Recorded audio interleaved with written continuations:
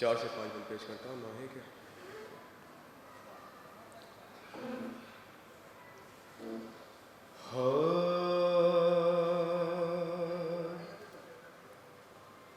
ہائے وہ شام غریبا،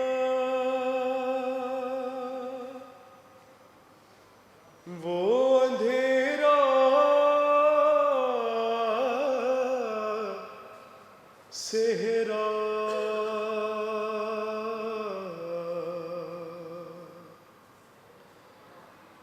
جلتے خیموں سے چلی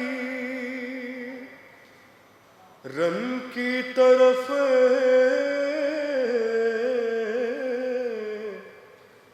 ایک دکھیا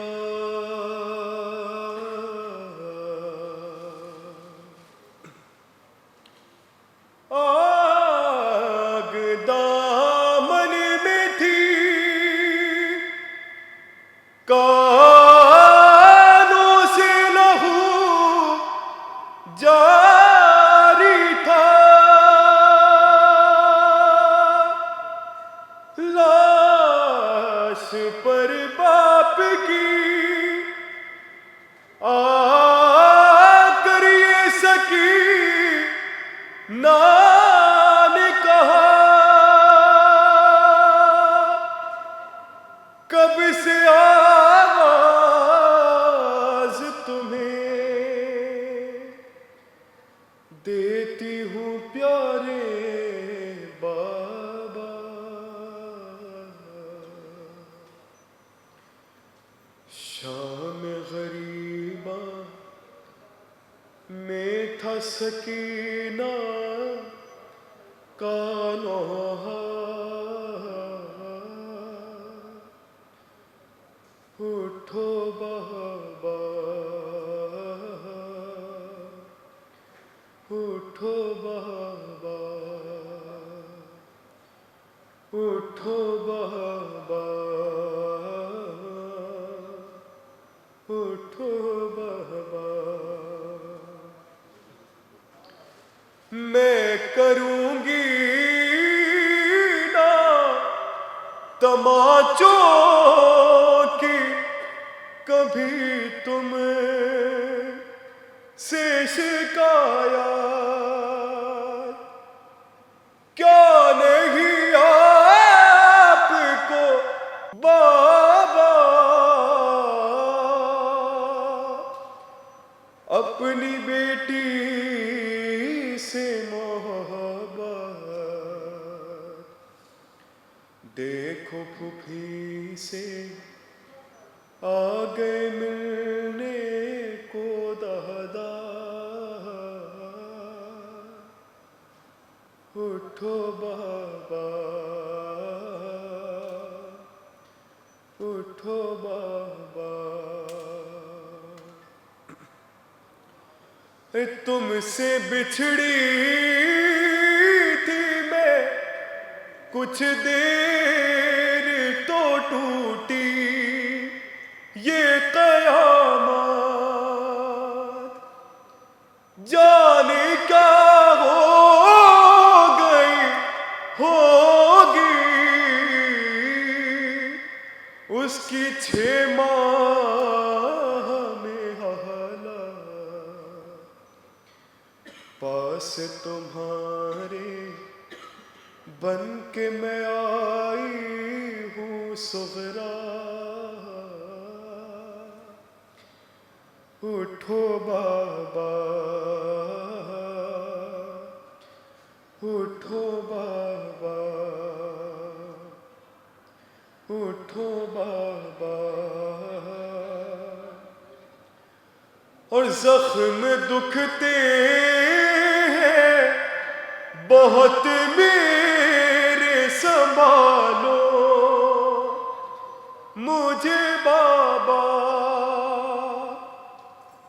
اپنی آغوش میں جلدی سے اٹھا لو مجھے بابا، सिमर के डर से, सिमर के डर से दम न निकल जाए मेरा। उठो बाबा, उठो बाबा।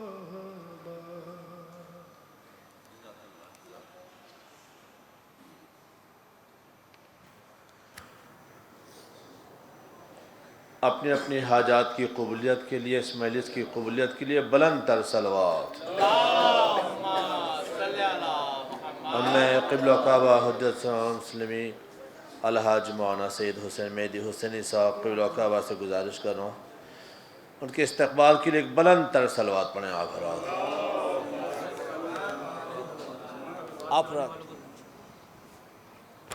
आगे आ जाइए, थोड़ा करीब आ जाइए ताकि बाद में आने वाले को भाई इधर खाली इधर आ जाइए, इधर आ जाइए, आगे आप भी आ जाइए,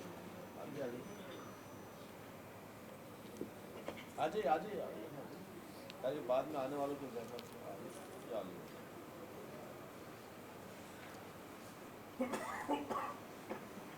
फातिहा।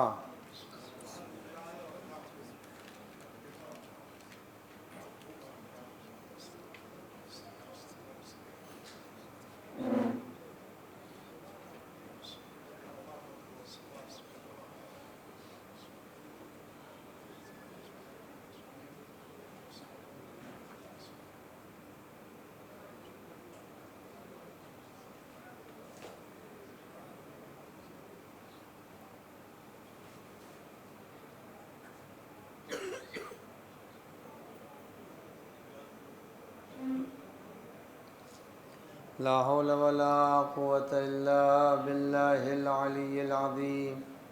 أعوذ بالله من الشيطان اللعين الرجيم. بسم الله الرحمن الرحيم. الحمد لله رب العالمين والعاقبة للمتقين والنار للعاصين والملحدين والصلاة والسلام والتحية والإكرام على نبي الرحمة وشفيع الأمة صاحب الوقار والسكينة المدفون بأرض المدينة العبد المؤيد والرسول الممدد المصطفى الأمجد المحمود الأحمد أبي القاسم محمد وعلى آله الطيبين الطاهرين المعصومين المنتجبين المخاطبين لا سيما على بقية الله الأعظم حجة بن الحسن المهدي روحي وأرواح العالمين له الفداء واللعنة الدائمة الباقية على أعدائهم أجمعين من ليلنا هذا إلى قيام يوم الدين. أما بعد، فقد قال الله الحكيم في كتابه الكريم: بسم الله الرحمن الرحيم. قل لا أسألكم عليه أجرا إلا المودة في القربى.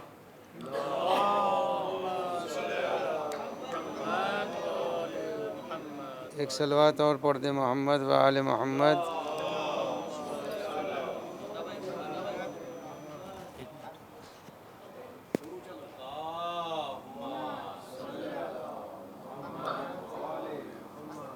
پروردگار عالم قرآن مجید کی اس آیہ کریمہ میں ارشاد فرما رہا ہے، نبی اکرم صلی اللہ علیہ وآلہ وسلم کے ذریعے سے محبت اہل بیت، عصمت و طہارت، اور آپ حضرات اس سرزمین کے اوپر آئے ہیں اظہار محبت کے لیے.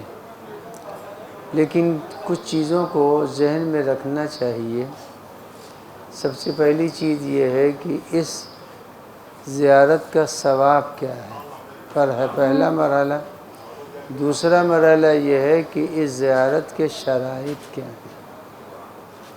تو پہلے میں آپ کو ثواب کی طرف اشارہ کر دوں، اس کے بعد سے پھر اس زیارت کے شرائط کی طرف اشارہ کر دوں. ثواب کے سلسلے میں امام جعفر صادق علیہ السلام نے جو فرمایا ہے وہ حضرت نے فرمایا کہ جو بھی امام حسین کی زیارت کرتا ہے 3 چیزیں اس کو اللہ عنایت کرتا ہے۔ پہلی چیز یہ ہے کہ یمد فی عمرہ، اللہ اس کی عمر کو بڑھا دیتا ہے۔ پہلا مرحلہ ہے کہ عمر اس کی بڑھ جاتی ہے۔ دوسرا مرحلہ یہ ہے کہ اللہ اس کے مشکلات کو برطرف کر دیتا ہے۔ تیسری چیز یہ ہے کہ اللہ اس کے رزق میں وسعت عطا کرتا ہے۔ تو معلوم یہ ہوا کہ امام حسین کی زیارت کرنے والا 3 چیزیں تو بہرحال اس کو اللہ عنایت کرے گا۔ عمر میں اضافہ ہوتا ہے اور رزق میں برکت ہوتی ہے اور حادثوں سے اللہ اس کو بچا لیتا ہے۔ یہ 3 چیزیں تو فضائل سید الشہداء علیہ السلام میں ہے۔ اب شرائط زیارت میں چند چیزوں کو ذہن میں رکھنا چاہیے۔ پہلی چیز میں آپ کی خدمت میں عرض کر دوں، پہلی چیز یہ ہے کہ اس زیارت میں اور جگہوں کی زیارت میں ہمارے سب ائمہ ہیں، لیکن سید الشہداء کی زیارت میں پہلی شرط یہ ہے کہ امام حسین کے حرم میں علیکم السلام ورحمہ، امام حسین کے حرم میں جب کوئی آئے تو اس نقطے کو ذہن میں رہے کہ مثلاً مثال دے رہا ہوں کہ اگر کوئی شخص پورے دن میں 2 لیٹر پانی پیتا ہے تو حکم امام یہ ہے کہ اس 2 لیٹر کو پورا کرے، مگر ایک مرتبہ سیر ہو کے پانی نہ پیے، ورنہ یہ شرط کسی حرم میں نہیں ہے، یہ صرف سید الشہداء کے حرم میں ہے کہ یہاں پر اگر تم 2 لیٹر پانی پی رہو، گھونٹ گھونٹ کر کے 2 لیٹر پورا کر دو، ایک مرتبہ میں سیر ہو کر کے پانی نہ پینا۔ پہلی شرط تو یہ ہے۔ دوسری شرط یہ ہے کہ اس سرزمین کے اوپر 3 دن سے زیادہ نہیں رکنا۔ جب آپ اتنے پیسے صرف کر کے آئے ہیں، صاحب خانہ جب راضی ہی نہیں ہے تو پھر ہم کو جبر نہیں کرنا ہے۔ صاحب خانہ نے 3 دن کی اجازت دی ہے، آپ 3 دن رہ سکتے ہیں۔ وہ بڑی سرکار ہے، وہ راضی ہو جائیں وہ اور بات ہے، لیکن 3 دن آپ جب اتنے پیسے صرف کر کے آئے ہیں، جب 3 دن گزر جائیں، خود سے کوئی ضروری نہیں کہ ٹور آپریٹر انتظام کرے، آپ خود سے ایک گاڑی کر لیجئے، چلے جائیے نجف، اور نجف جا کر کے آپ امام کی زیارت کر لیجئے اور پھر واپس آ جائیے۔ تو جب آپ واپس آ جائیں گے تو غیب ہو جائے گا۔ تو صاحب خانہ کی اطاعت ہوئی یا نہیں ہوئی؟ تو صاحب خانہ کی اطاعت بھی ہونی چاہیے۔ یہ 2 مرحلے ہیں۔ تیسرا مرحلہ سخت ہے، میں یہاں کے حالات سے باخبر نہیں ہوں، لیکن میں اتنی بات عرض کر دوں کہ اس سرزمین کے اوپر اور ائمہ طاہرین کے حرم میں ایک بنیادی فرق ہے۔ بنیادی فرق یہ ہے کہ اس سرزمین کے اوپر لذیذ کھانا نہیں کھانا ہے۔ بالخصوص تاکید کی گئی ہے کہ گوشت اس سرزمین پر نہیں کھانا، اور چٹپٹے کھانے بھی یہاں پر نہیں کھانے چاہیے۔ بہترین قسم کے شیرینی اس طرح کی چیزوں کو یہاں نہیں کھانا چاہیے۔ آپ اس کے علاوہ جہاں بھی چاہیں کھا لیں، لیکن اس سرزمین کے اوپر یہ چیزیں نہیں ہونی چاہیے۔ تو 3 چیزیں ذہن میں رہے۔ پہلی چیز یہ ہے کہ شکم سیر ہو کے پانی نہیں پینا ہے، گھوٹ گھوٹ پانی پی کر کے وہ مقدار جتنی آپ کے لیے طے کی گئی ہے آپ پورا کر لیجئے، لیکن اس کے معنی یہ نہیں ہے کہ محبت اہل بیت اثر لاتی ہے، میں آپ کو خدا کرے یہاں پر کوئی ہو، میں ایک صاحب سے ملا تو ان کا اصول یہ تھا کہ وہ 3 دن 7ویں 8ویں 9ویں اور عاشور تو عاشور ہی ہے، تو 3 دن وہ اصلاً پانی نہیں پیتے تھے۔ ایک مرتبہ یو پی میں یوں ہی ماشاء اللہ گرمی جب ہوتی ہے تو یہاں پر بھی آپ دیکھ ہی رہے ہیں، تو انہوں نے 3 دن پانی نہیں پیا۔ جب 3 دن پانی نہیں پیا تو جب عاشور کا دن آیا تو ان کی طبیعت بگڑنے لگی اور ناطاقتی میں ان سے ملا تو میں نے ان سے پوچھا کیسے آپ رہ لیتے ہیں؟ تو انہوں نے کہا کہ اب رہنا آسان ہو گیا ہے، پہلے مشکل تھا لیکن اب رہنا آسان ہو گیا۔ تو میں نے کہا ہوا کیا آپ کے ساتھ؟ کہا کہ جب میں بالکل بے حال ہو رہا تھا پیاس سے تو میں نے خواب میں پیغمبر کو دیکھا اور پیغمبر اکرم نے پانی پلایا، اس کے بعد پھر مجھ کو پیاس کی شدت جو ہوتی تھی وہ نہیں ہوئی۔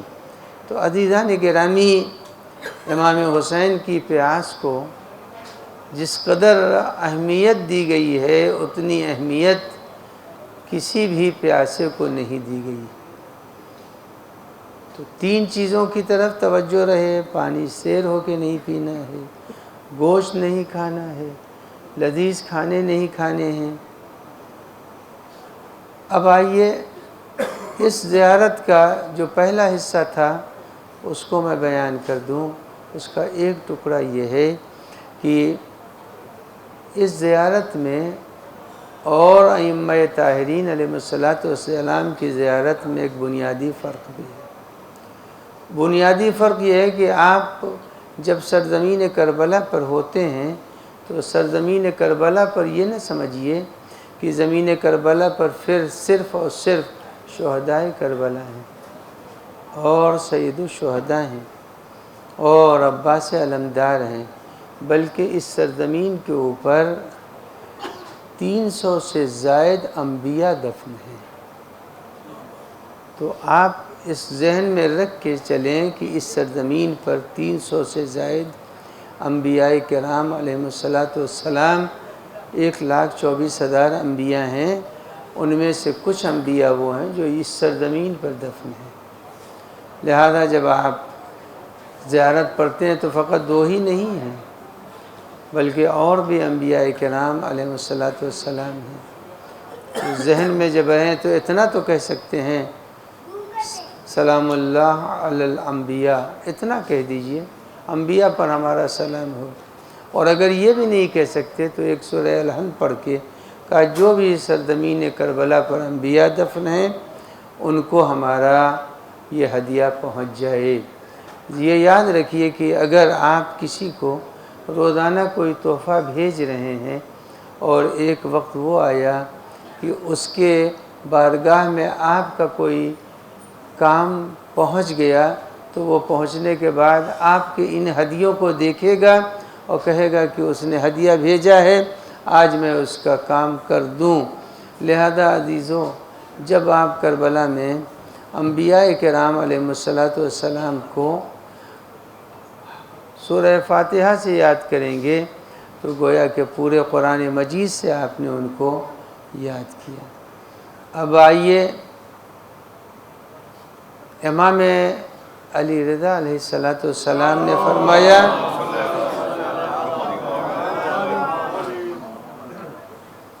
امام نے فرمایا کہ اگر کسی شخص نے امام حسین کی زیارت کی عارفاً بحق، ان کے حق امامت کو پہچانتے ہوئے، امامت کے حق کے معنی یہ ہے کہ اتنا سمجھے، عارفاً بحق کے معنی یہ ہوئے کہ یہ سمجھ لے کہ امام کا جو بھی مخالف ہے اور مقابل ہے وہ امام نہیں ہے۔ میں ساری باتیں کھل کے نہیں کہہ سکتا، جو بھی امام کا مخالف ہے اور امام کے مقابل میں ہے وہ امام نہیں ہے۔ لہذا عارفاً بحق یعنی ان کی امامت کو پہچانتا رہا ہو۔ اب میں آپ کو نجف سے لے کے کربلا تک کا فاصلہ آپ سب کو معلوم ہے کہ فاصلہ کتنا ہے۔ گزشتہ زمانے میں ہمارے ایک بہت ہی محترم عالم دین گزرے ہیں، جیسے اس وقت رہبر ہیں، آیت اللہ سستانی ہیں، آیت اللہ وحید ہیں، اس لیول کے ہیں، اور جن کا نام تھا بحر العلوم۔ اتنے ہی پڑھے لکھے تھے کہ ان کو کہا جانے لگا علم کا سمندر۔ اب آپ اندازہ لگائیں کہ کتنے پڑھے لکھے تھے۔ وہ ایک مرتبہ جا رہے تھے، نجف اشرف میں رہتے تھے، اور وہاں سے کربلا آ رہے تھے، تو اپنی مختصر سی جو زمانے میں سواری ہوتی اس سواری کے اوپر، تو ظاہر ہے کہ ہمارے اور آپ کی نگاہوں میں عظمت سید الشہداء نہیں ہے، بس ہم تو روایتوں سے سمجھتے ہیں کہ امام حسین کی عظمت کیا ہے۔ مثلا یہی ایک روایت جس کی طرف اشارہ کی، امام نے فرمایا کہ اگر کوئی شخص امام حسین کی زیارت کرتا ہے تو اس کو 70 حج کا ثواب دیا جاتا ہے۔ کتنے حج کا؟ 70 حج کا ثواب۔ ایک حج میں 8 لاکھ روپے خرچ ہو رہے ہیں، تو اب آپ جوڑ لیجئے کتنے پیسے خرچ ہو گئے، کتنے خرچ ہو گئے۔ اب دیکھیے سب کے ذہن کام کرنے لگے، 56 لاکھ روپے خرچ ہوئے، مگر پروردگار عالم کتنا ہے، 5 کروڑ 60 لاکھ روپے خرچ ہو گئے۔ اب آپ اندازہ لگائیں کہ سید الشہداء کی زیارت کی اہمیت کتنی ہے، کہ اگر تم نے اس راہ میں، اسی لیے بہت سے علماء اعلام وہ تھے جو کربلا میں جب چلتے تھے تو وہ بڑے بڑے قدم سے نہیں چلتے تھے، چھوٹے چھوٹے قدم سے آگے بڑھتے تھے۔ تو کسی نے پوچھا ایک عالم دین سے کہ آپ کربلا میں کیوں چھوٹے چھوٹے قدم دھیرے دھیرے چلتے ہیں، قدم جتنا رکھنا چاہیے اتنے قدم نہیں رکھتے؟ تو انہوں نے کہا قدم چھوٹے اس لیے رکھ رہا ہوں چونکہ ہر قدم کے اوپر مجھے حج کا جب ثواب ملے گا، بڑے قدم رکھوں گا تو کم فاصلہ ہوگا، چھوٹے قدم رکھوں گا تو زیادہ حج کا ثواب ملے گا۔ یعنی معرفت انسان کی یہ ہونی چاہیے کہ امام حسین کی راہ میں جب نکلے ہیں تو امام حسین علیہ السلام نے جو ہم سے مانگا ہے، ہم اپنی محبت کا ہدیہ اور تحفہ انہیں پیش کریں۔ اب آئیے، مرحوم بحر العلوم کی جو بات کر رہا تھا، مرحوم بحر العلوم جب چلنے لگے تو ظاہر ہے ان کی نگاہوں میں روایات تھی، تو روایات کی روشنی میں ان کے ذہن میں ایک خیال پیدا ہوا کہ پروردگار عالم نے امام حسین کو جو مرتبہ اور جو منزلت دی ہے وہ بہت ہے، وہ بہت منزلت ہے۔ اتنے میں راستے میں ایک عرب مل گئے۔ انہیں جب عرب ملے تو عموماً جو اس لیول کے علماء ہوتے ہیں وہ کچھ نہ کچھ سوچتے ہوئے چلتے ہیں، ہماری طرح سے خریداری کا تصور لے کے نہیں چلتے، سجدگاہ لینا ہے، کفن لینا ہے، فلاں عقیق کا ہے، فلاں نگینہ کا ہے، یہ سب تصورات کے بغیر چلتے، وہ کسی علمی مسئلے میں غور و فکر کرتے ہوئے چلتے ہیں۔ راستے میں ان کے ذہن میں یہ خیال پیدا ہوا کہ امام حسین علیہ السلام کو جو مرتبہ پروردگار عالم نے دیا ہے وہ قربانی سے زیادہ ہے۔ یہ ذہن میں ان کے خیال تھا کہ جو قربانی امام نے دی ہے اس سے ان کا مرتبہ بہت زیادہ اللہ نے دیا ہے۔ جب یہ ذہن میں ان کے خیال پیدا ہوا، اور 3 باتیں اور ان کے ذہن میں پیدا ہوئیں، اور تینوں باتیں اگر پڑھ سکا تو پڑھ دوں گا، اگر نہیں پڑھ سکا تو ایک ہی کو سن لیجئے۔ تو اب جب انہوں نے یہ کہا کہ سوچا انہوں نے کہ امام حسین کو اللہ نے جو مرتبہ دیا ہے وہ ان کی شہادت سے زیادہ دیا ہے، تو پھر جو عرب ساتھ میں چل رہے تھے اس عرب نے سوال کیا کہ یہ بتائیے آپ کے ذہن میں جو یہ خیال پیدا ہوا ہے، جب وہ گفتگو 2-4 لمحوں آگے بڑھی تو انہوں نے کہا نہیں، یہ آدمی سمجھدار ہے، پڑھا لکھا ہے، اس سے باتیں کی جا سکتی ہیں۔ تو اب وہ ان کی طرف، عرب کی طرف متوجہ ہوئے۔ جب متوجہ ہوئے تو انہوں نے دھیرے دھیرے قریدی ذہن کے خیالات کو انہوں نے زبان تک پہنچایا ان کے، اور جب انہوں نے یہ بات کہی کہ امام حسین کی شہادت کو گزرے ہوئے اتنے دن ہو گئے اور اللہ نے امام حسین کو ان کی شہادت سے زیادہ مرتبہ دیا، تو برجستہ اس عرب نے کہا کہ یہ بتائیے کہ امام حسین نے کربلا میں کچھ بچایا ہے؟ تو کہا نہیں، برابر والا بھی دیا، 18 سال کا بھی دیا، 32 سال کا بھی دیا، 6 ماہ کا بھی دیا، کوئی چیز تو بچائی نہیں۔ خیمہ بھی دیا، جلتے ہوئے پردے بھی ہم قربان کر دیے، تو سب تو دے دیا۔ تو اب انہوں نے برجستہ عرب نے کہا کہ یہ بتائیے کہ جب سب انہوں نے جو ان کے پاس تھا سب دے دیا، اللہ نے پوری خدائی دی ہے یا نہیں دی ہے؟ تو کہا نہیں، خدائی تو اس کے پاس ہے، وہ مالک الملک ہے، جب مالک الملک ہے تو ظاہر ہے کہ خدائی اس کے پاس۔ تو کہا حسین نے تو سب کچھ دے دیا، رب العزت نے جو کچھ دیا ہے وہ حسین کے قربانی کے عوض میں دیا ہے، ورنہ اس کی خدائی تو ابھی باقی ہے۔ تو عزیزان گرامی، امام حسین علیہ السلام کی قربانی ہر اعتبار سے ائمہ طاہرین علیہ السلام کی قربانیوں سے زیادہ اہمیت رکھتی ہے۔ اور آپ کی خدمت میں عرض کر دوں ایک بات کہ اس مرحلے میں خود امیر المومنین بھی نہیں ہے۔ جس مرحلے میں سید الشہداء ہیں اس مرحلے میں خود امیر المومنین بھی نہیں ہے۔ آپ کیا پڑھتے ہیں زیارت وارثہ میں؟ ابھی آپ آج پڑھیں گے نا، السلام علیکم یا سار اللہ وابن سارے۔ سار کے معنی ہوتے کیا ہیں؟ سارہ کے معنی عربی میں ہوتے خون کے یعنی کشتے، یعنی شہید راہ خدا۔ اس کا عام ترجمہ یہ ہے شہید راہ خدا۔ جب شہید راہ خدا ہیں تو ظاہر ہے کہ امام خود تو شہید ہیں، اور بیٹے جو ہیں امیر المومنین کے ہیں تو وہ بھی شہید ہیں، لیکن خود امیر المومنین ابو طالب شہید نہیں ہیں۔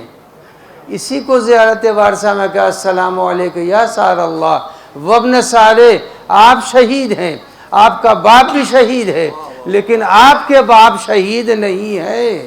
تو معلوم ہوا کہ امیر المومنین کو جو مرتبہ ملا ہے وہ اپنی جگہ پر، لیکن اس شہادت کو کسی کی شہادت سے ملایا نہیں جا سکتا ہے۔ تو عزیزان گرامی، اس سرزمین کے تقدس کا تقاضا یہ ہے کہ اس سرزمین کے اوپر آنے والا ہر لمحہ ذہن میں سوچے، اور اگر سوچے بغیر یہاں سے چلا گیا، کوئی تبدیلی نہیں آئی بدن میں، کوئی فکر میں تبدیلی نہیں آئی، یعنی آپ اگر اندازہ لگائیں تو امام حسین علیہ السلام نے اس سرزمین کے اوپر 3 بڑے کام کیے۔ سب سے بڑی قربانی یہ دی، خود اپنے کو راہ خدا میں شہید کر دیا، سب سے بڑی قربانی۔ اس کے بعد جو قربانی دی ہے وہ قربانی برابر کے بھائی کی دی ہے، جن کا یہ حرم ہے۔ حضرت عباس علمدار کا یہ حرم ہے۔ اور اس کے بعد جو قربانی دی ہے، کوئی اپنے مال کو تو لٹا سکتا ہے لیکن اولاد کو قربان نہیں کرتا، لیکن امام حسین نے وہ بھی کر دیا، خود کو بھی قربان کر دیا۔ اب آپ جب دونوں حرم میں جائیں گے تو آپ کو 2 الگ الگ جگہیں ملیں گی۔ امام حسین کے حرم میں جب جائیں گے تو آپ کو وہاں کے اوپر ایک قبر اور دکھائی دے گی، وہ ہے ابراہیم مجاب کی قبر۔ جتنے بھی میری آواز کو سن رہے ہیں، مرد ہوں یا عورت، اگر یہ تبدیلی لائے تب زیارت اپنے اعلیٰ مرتبے تک پہنچ گئی، اور اگر یہ تبدیلی نہیں لائے تو پھر زیارت تو ہو گئی، ثواب تو مل گیا، لیکن وہ مرتبہ جو زیارت کو ملنا چاہیے وہ نہیں ملا۔ وہ کیا ہے؟ ابراہیم مجاب کی زندگی کو اگر آپ حضرات دیکھیں گے تو یہی شب جمعہ ہے جس شب جمعہ میں ہم سب اس وقت گزار رہے ہیں۔ ان کا اصول یہ تھا ابراہیم مجاب کا کہ یہ ایک شب جمعہ اپنی پیٹھ کے اوپر لاد کر کے اپنی ماں کو لاتے تھے اور دوسرے شب جمعہ اپنے والد کو لایا کرتے تھے۔ ایک مرتبہ ایسا ہوا کہ ابراہیم مجاب کیوں کہتے ہیں اس کا تذکرہ بھی کر دوں گا۔ ابراہیم مجاب اپنے والدین میں سے کسی ایک کو زیارت کرا کے لائے، اور جیسے ہی لا کے گھر میں پہنچے ہیں فوراً ایک صلوات پڑھ دیں محمد وآل محمد۔ جیسے ہی لا کر کے گھر میں پہنچے ہیں تو فوراً والدین میں سے ایک نے کہا کہ ہم کو بھی شب جمعہ ہے کرا دو، لہذا اب ظاہر ہے کہ پیٹھ کے اوپر لے کر کے ماں کو آئے یا باپ کو آئے، پھر ابھی گھر پہنچے ہیں تو پھر کہا کہ ہم کو بھی زیارت کرا دو۔ ابراہیم لے کر اپنے والدین میں سے کسی ایک کو لے کے آئے، اور آنے کے بعد جب حضرت کے ذریعہ مطہر کے قریب پہنچے ہیں تو یہ کہا السلام علیک یا ابا عبداللہ۔ جیسے ہی یہ کہا السلام علیک یا ابا عبداللہ، ذریعہ مطہر سے آواز آئی وعلیک السلام۔ اسی لیے ان کو کہتے ہیں مجاب۔ مجاب یعنی جواب دیا ہے امام نے ان کو۔ لہذا اگر انسان کے ذہن میں اتنی تبدیلی آ جائے کہ والدین کے حقوق کو پہچان لے تو زیارت اپنے اعلیٰ مرتبے تک پہنچ گئی، اور اگر یہاں سے وہ یوں ہی چلا گیا تو اس کی مثال ایسے ہی ہے جیسے آپ روزانہ گزرتے ہیں اور جوس کی دکان سے گزر رہے ہیں، جوس نظر میں تو آ رہا ہے مگر آپ تک پہنچ نہیں رہا ہے۔ بس وہی کیفیت ہے اگر آدمی کے اندر تبدیلی والدین کے حق میں نہ پیدا ہو۔ اب والدین کے لیے ضروری ہے کہ والدین زندہ ہونے، والدین کا زندہ ہونا ضروری نہیں ہے، بلکہ والدین اگر زندہ ہیں تو نور علی نور ہے، اور اگر والدین دنیا سے چلے گئے ہیں تو اس کا بھی ایک طریقہ میں بتا دوں۔ ایک صلوات پڑھ دے محمد وآل محمد۔ دیر تو نہیں ہو رہی ہے؟ بہت زیادہ دیر تو نہیں کر دی؟ ایک صلوات اور پڑھ دیں۔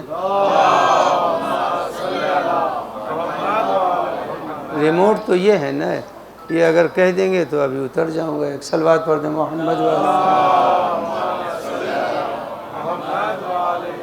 یہ یاد رکھیے کہ اس سرزمین کے اوپر جب آپ آئے ہیں اگر والدین زندہ ہیں تو کیا بہتر ہے، اور اگر والدین دنیا سے جا چکے ہیں تو ان کے لیے یہ یاد رکھیے کہ آپ شب جمعہ میں ہیں، شب قدر میں تو نہیں ہیں، یہ شب قدر تو نہیں ہے، لیکن اگر آپ اس کو شب قدر بنانا چاہیں تو بنا سکتے ہیں۔ وہ کیسے شب قدر بنے گی اس کو بھی سن لیجئے، اور اس کے بعد زحمت کو تمام کر دوں۔ معصومین علیہ السلام نے بالاتفاق یہ فرمایا ہے کہ اگر کوئی شخص چاہتا ہے کہ شب قدر کا ثواب ملے تو اسے چاہیے کہ وہ سورہ ملک کی تلاوت کرے۔ بس تھوڑا سا، ایک چھوٹا سا سورہ ہے، 30 آیتوں کا سورہ ہے۔ اگر آپ آج کی شب اس سورہ ملک کی تلاوت کر کے اپنے والدین کو ہدیہ کر دیں تو آپ یہ نہ سمجھیے، ملائکہ کو اللہ معین کرتا ہے، اور جب ملائکہ کو معین کرتا ہے تو ملائکہ اس سورے کو لے کر کے اس مرنے والے تک پہنچتے ہیں اور کہتے ہیں کہ یہ تمہارے فلاں عزیز نے تحفہ بھیجا ہے۔ تو اب آپ اندازہ لگائیں کہ عام حالات کا تحفہ انسان کو خوش کرتا ہے، اگر ملک لے کے آ رہا ہے تو اس کا کیا مرتبہ ہوگا۔ اب آئیے آخری بات اور زحمت کو تمام کر دوں کہ آپ حضرات کی اللہ زیارت کو قبول کرے۔ اور آپ حضرات جب یہاں کی زیارت سے فارغ ہوں گے تو اب آپ اپنا مرتبہ بھی سن لیجئے کہ آپ کا کیا مرتبہ ہے۔ آپ خود تو نہیں دیکھتے اور دیکھنے والے دیکھ بھی لیتے ہیں، ہم لوگ نہیں دیکھتے چونکہ ہماری نگاہوں کے سامنے مادیت کا پردہ پڑا ہوا ہے۔ جب زائر سید الشہداء زیارت کر کے واپس جانے لگتا ہے تو پروردگار عالم ملائکہ کو بھیجتا ہے اور ایک ملک آ کے کہتا ہے کہ تم پر خدا نے سلام کہا ہے، اور سلام کہا ہے۔ کون سلام کہہ رہا ہے؟ وہ رب العزت سلام کہہ رہا ہے، جو خود لک السلام و منک السلام و الیک یعود السلام، جب سب کچھ اس کی طرف سے سلامتی خود اس کے اسماء حسنہ میں ہے یا سلامو، تو جب اس کی طرف سے سلامتی ہے تو ملک آ کے کہتا ہے تو اللہ نے تم پر سلام پہنچایا ہے، سلام تم کو پہنچایا ہے۔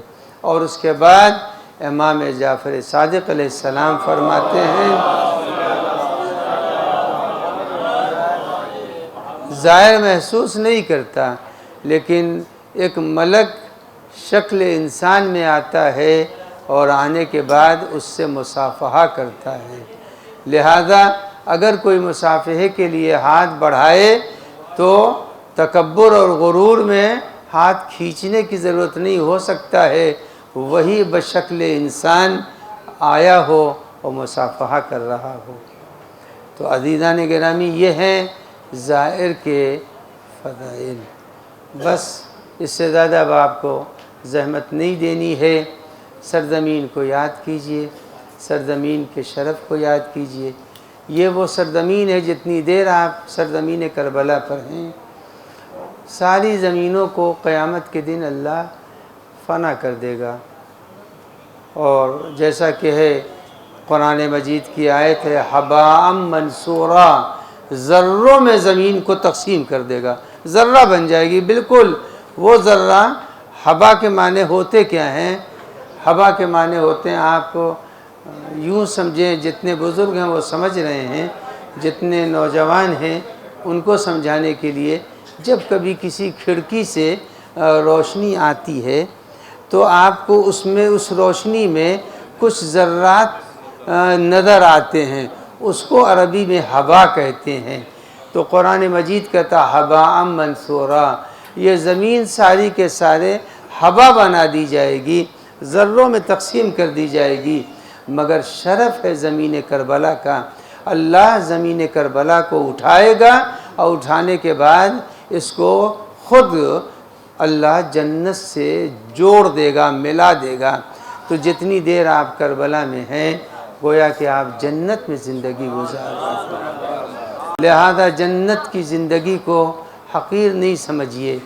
یہ اور بات ہے کہ اس جنت کو ہم محسوس نہیں کر رہے ہیں، لیکن سید الشہداء کی زیارت اور ائمہ طاہرین کی زیارت کے جملوں میں ہے کہ تسمع سلامی و ترد کلامی، آپ میرے سلام کو سنتے ہیں اور میرے وہ جواب دیتے ہیں، ہم نہیں سن پاتے، لیکن ہماری اطلاع میں ایسے افراد ہیں جن افراد نے جب وہ زری کے سامنے امام رضا کے حرم میں پہنچے تھے تو انہوں نے کہا السلام علیکہ یا ابن رسول اللہ، زری میں داخل ہی نہیں ہوئے، اس وقت تک نہیں داخل ہوئے جب تک کہ جواب سلام سن نہیں لیا۔ تو معصوم جواب دیتے ہیں، یہ نہیں ہے کہ امام حسین جواب نہیں دیتے، جواب دیتے ہیں، بس یہ ہے کہ آدمی کو کوشش کرنی چاہیے کہ ہم اس سلام کو سن بھی سکیں، اس جواب کو اپنے کانوں سے سن سکیں۔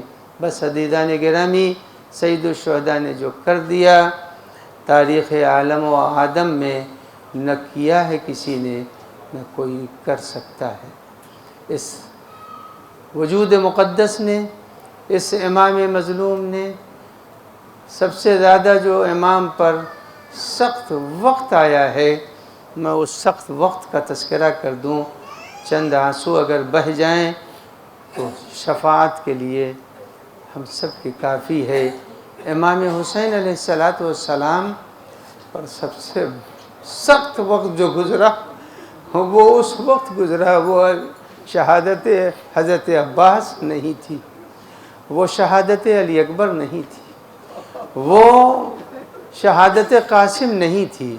سب سے سخت وقت جو گزرا ہے وہ شہادت علی اصغر ہے، اس لیے کہ جناب علی اصغر کو امام حسین شہادت کے لیے نہیں لائے تھے، سارے شہیدوں کو تو اس لیے لائے تھے کہ انہیں راہ خدا میں شہید ہونا ہے، لیکن علی اصغر کی ماں سے ایک وعدہ کیا تھا کہ اے رباب دے دو، میں بچے کو پانی پلا کے لاؤں، مگر جب علی اصغر علیہ السلام کو امام نے میدان کربلا میں رکھا ہے اور کہا اس کی ماں کا دودھ خشک ہو گیا ہے۔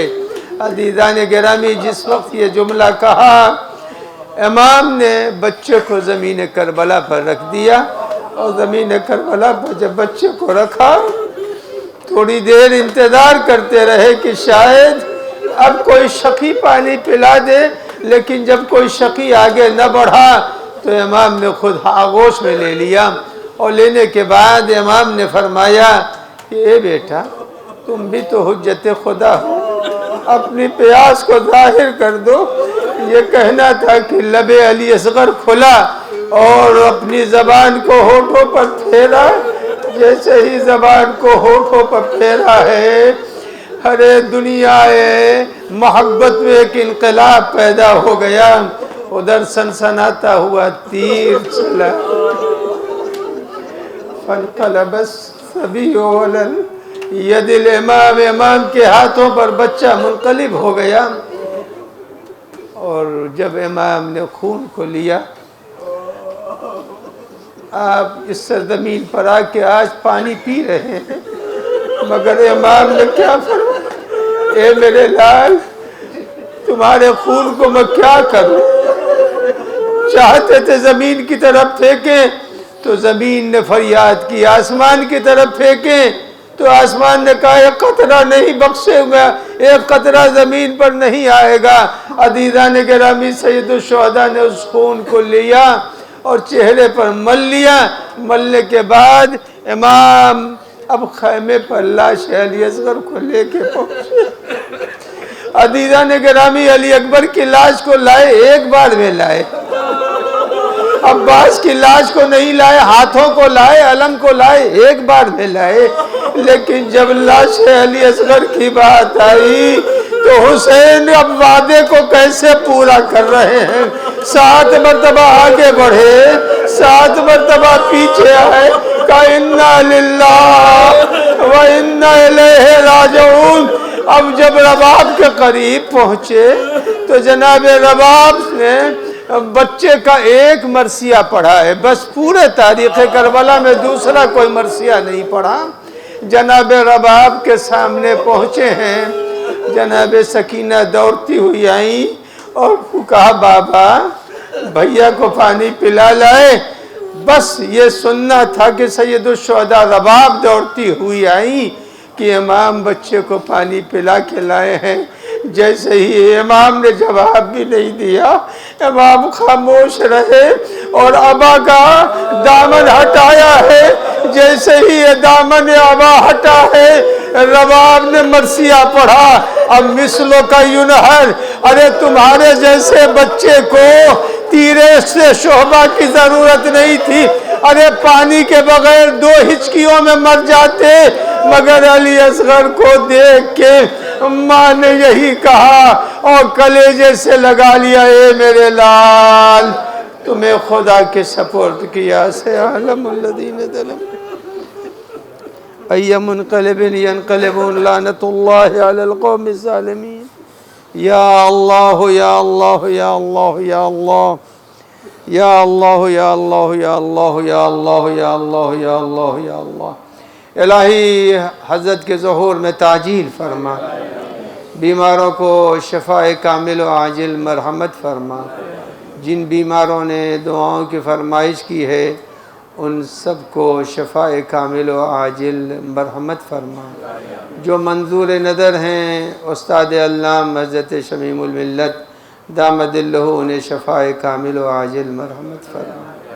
پالنے والے واسطہ ہے بحق محمد و آل محمد علیہ السلام، جو بے اولاد ہیں انہیں صاحب اولاد فرما، جو صاحب اولاد ہیں ان کو مومنین اور صالحین سے ان کی آغوش کو آباد فرما۔ پالنے والے واسطہ ہے شب اول قبر ہم سب کو اہل بیت کی زیارت اور شفاعت نصیب فرما۔ پالنے والے واسطہ ہے بحق محمد و آل محمد عذاب قبر سے نجات مرحمت فرما۔ پالنے والے ہم سب کو اس مختصر سے عمل کو بارگاہ سید الشہداء میں شرف قبولیت مرحمت فرما۔ آپ حضرات دعا کریں کہ تعمیر بقی کے اسباب فراہم ہو جائیں۔ یا اللہ تعمیر بقی کے اسباب جلد سے جلد فراہم فرما اور ظالموں کے تسلط سے بقی کو آزاد فرما۔ انکا علی کل شیء قدیر۔ اللہم صلی علی محمد و آل محمد۔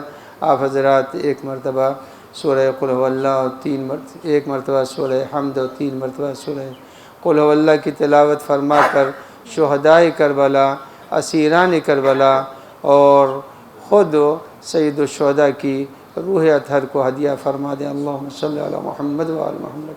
اللہم صلی علی محمد و آل محمد۔ اللہم صلی علی محمد و آل محمد۔ بسم اللہ الرحمن الرحیم۔ الحمدللہ رب العالمین الرحمن الرحیم مالک یوم الدین ایاک نعبد و ایاک نستعین اہدنا الصراط المستقیم صراط الذین انعمت علیہم غیر المغضوب علیہم ولا الضالین۔ بسم اللہ الرحمن الرحیم قل هو اللہ احد اللہ الصمد لم یلد ولم یولد ولم یکن له کفوا احد۔ بسم اللہ الرحمن الرحیم قل هو اللہ احد اللہ الصمد لم یلد ولم یولد ولم یکن له کفوا احد۔ بسم اللہ الرحمن الرحیم قل هو اللہ احد اللہ الصمد لم یلد ولم یولد ولم یکن له کفوا احد۔ اللہم صلی علی محمد و آل محمد۔ اللہم صلی علی محمد و آل محمد۔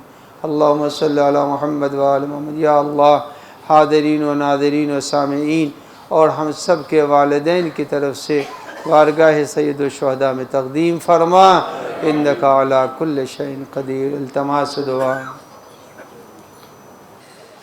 عابد بیمار کی آنکھوں سے خون رکتا نہیں، عابد بیمار کی آنکھوں سے خون رکتا، جس کو زینب کے لیے، جس کو زینب کے لیے پیدا کہیں ملتا نہیں، عابد بیمار کی آنکھوں سے خون رکتا نہیں، عابد بیمار کی آنکھوں سے خون رکتا نہیں۔ دیکھو نا میرا تماشا، روک عابد نے کہا، ساتھ میرے آئی ہے ہو کے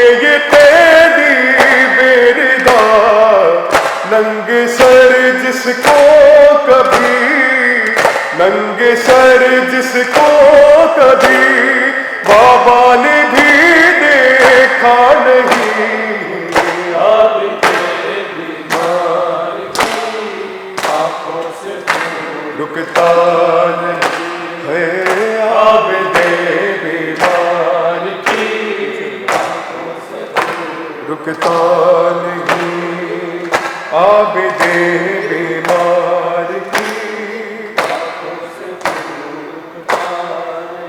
ضد نہ کرنا تم سکینہ، سفر میں زینب کے ساتھ پہلو میں سو جانا بیٹی، جب بھی ہو جائے گی رات لوٹ کر آئے گا، لوٹ کر آئے گا، بیٹی تیرا بابا نہیں، عابد بیمار کی سے خون رکتا نہیں، عابد بسم اللہ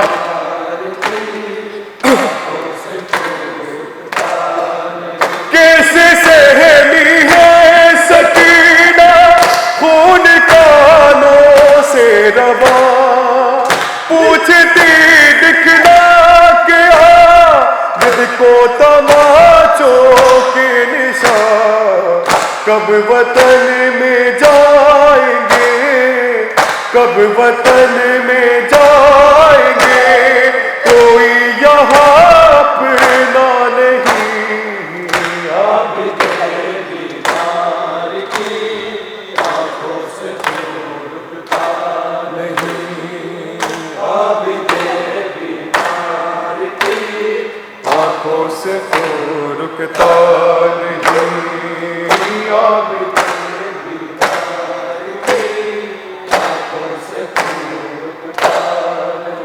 دیکھو نا میرا تماشا، روک عابد نے کہا، ساتھ میرے آئی ہے ہو کے یہ تیری بیردار، ننگے سر جس کو کبھی، ننگے سر جس کو کبھی بابا نے بھی دیکھا نہیں، عابد بیمار کی آنکھوں سے خون رکتا نہیں، عابد بیمار کی آنکھوں سے خون رکتا نہیں، عابد بیمار کی آنکھوں سے خون رکتا نہیں۔ ضد نہ کرنا تم سکینہ، سفر میں زینب کے ساتھ، پہلو میں سو جانا بیٹی جب بھی ہو جائے گی رات، لوٹ کر آئے گا، لوٹ کر آئے گا، بیٹی تیرا بابا نہیں، عابد بیمار کی آنکھوں سے خون رکتا نہیں، عابد بیمار کی آنکھوں سے خون رکتا نہیں، عابد بر محمد والے محمد باواز بلند صلوات۔ نعرے حیدری۔ مصائب بی بی سکینہ پیش کرنے جا رہا ہوں۔ اہل حرم تو رہا ہو کر کربلا کو آئے تھے، مگر وہ حسین کی 4 سالہ بیٹی اس کو آنا نصیب نہ ہو پایا۔ تڑپ کے کہتی تھی بانو سکینہ نہیں اٹھ رہی ہے، تڑپ کر یہ کہتی تھی بانو سکینہ نہیں اٹھ رہی ہے، ہوا کیا ہے سجاد دیکھو سکینہ نہیں اٹھ رہی ہے، نہ سانسیں میں لے پا رہی ہوں، کئی بار اس نے کہا ہے، یہ لگتا ہے اس کو گھٹن کے سبب ہی سے غش آ گیا ہے، گلے کی رسن اس کی کھولو سکینہ نہیں اٹھ رہی ہے شانہ ہلا کر بھی دیکھا، صدائیں لگا کر بھی رہائی کے دن اب کری ہے، اسے یہ بتا کر بھی دیکھا، تم ہی اب مجھے مشورہ دو، سکینہ نہیں اٹھ رہی ہے، تڑپ کر یہ کہتی تھی بانو، سکینہ نہیں اٹھ رہی ہے، ہوئی میری دنیا جو ویران، میں جی کے کروں تو کروں کیا، مجھے جان مادر پتا ہے، فقط دے رہے ہو دلاسا، سزا گئی ہے تبھی تو، سکینہ نہیں اٹھ رہی ہے، تڑپ کر یہ کہتی تھی بانو، سکینہ نہیں اٹھ رہی ہے، بہت یاد آتی ہے غربت، ہوئی ایک برپا قیامت، نہ دل پر رہا کوئی قابو، بہت روئے اہل ولایت، یہ صادق نے نوحہ پڑھا جو، سکینہ نہیں اٹھ رہی ہے، تڑپ کر یہ کہتی تھی بانو، سکینہ